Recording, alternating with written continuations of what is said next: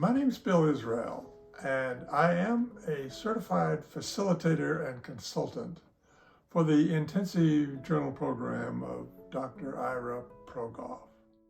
It is a highly innovative process. It's a writing process, and people sometimes mistake it for a therapy. In fact, it is therapeutic. It's about a way of investigating your own life narrative to find what it is about your life that needs your personal attention. And one of the ironies that Dr. Progoff talked about often is that this recovery work or this restoration work or this spiritual centering work is very, very intimate. The irony being you cannot do it alone. The psychology behind this innovative program was developed by Ira Progoff in consultation, actually, with Carl Gustav Jung, a very famous psychologist that we all know that name, and in collaboration with two other fellows. All four of them began to develop this new understanding of how the psyche works.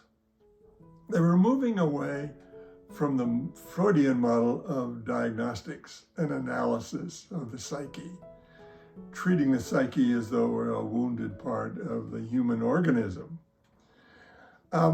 So they came forward with this idea that the psyche really has a historic quality, it has a creative quality, and it has a healing capacity, but must be stimulated. Dr. Progoff referred to this often as making the intangible part of our life tangible. So a part of this process was to think in terms of the psyche as having this creative capacity. Dr. Progoff did his PhD on Carl Jung and studied with him in the 1950s before he began to develop this writing. He was a psychotherapist in New York and did his work individually with persons who had an interest in finding some way through what he called a transition of their life, perhaps a divorce or a death in the family or some major incident in their life that began to diminish their sense of self and self-worth.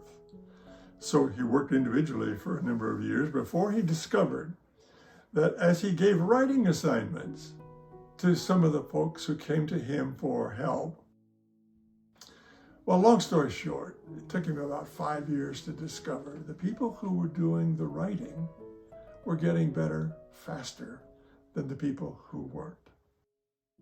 He saw that there were certain aspects of a person's life that, if given private attention in their own journal workbooks, and then the opportunity to bring it into a group session to speak about it on reflection, it had a wonderful quality that people were able to revisit parts of their life that may have arrived at this point in time as shameful or fearful or just plain scary in the sense of, I can't speak about this with anyone, even my therapist. Dr. Progoff added what he called this non-cognitive element. Instead of just people analyzing the pieces of their life, we asked them to begin entering the non-cognitive pieces of your life. Your dreams, your hopes, your intuition, your emotions that all have impacted you. And so began to redefine trauma. In fact, Dr. Progoff never used the word trauma. We use it a lot now. But what he was defining, what we now call trauma, were simply life transitions, pieces of my life through which I need to now move and begin finding a new grounding for who I am. So I call this the recovery of personal agency. what I find very unique about Progoff's process is the meaning dimension. That often is not when we are either in AA or Alcoholics Anonymous or in Narcotics Anonymous or even nonviolent communication workshops.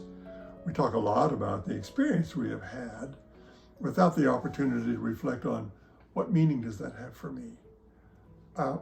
So the writing opens up this channel for people to not only revisit pieces of their life that they would not normally have in social conversation or even in therapeutic conversation because of the privacy of it.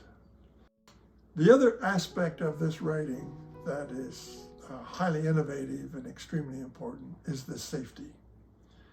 Because as we know, sometimes we revisit those pieces of our life and suddenly all those feelings flood back. We find ourselves in a sense of loss and grief or shame and what to do with it. Well, in the writing workshop, the first thing we ask you to do about it is just write it down. You don't have to tell anybody. In fact, in my own journal work, there's pieces of my life that I still haven't told anybody. But I found great solace in just having written them down. The third piece that's quite innovative here is the reason we work in groups is what's called the concept of peer support. People are offered the opportunity to speak some of their truth to this group of peers, people who are in the same spiritual, emotional, psychological boat I'm in. And this comes particularly true for family caregivers and for prisoners who are sitting with people that they know and understand are the only people in their life who would know what they're talking about when they speak their truth about their grief and their fear and their sadness.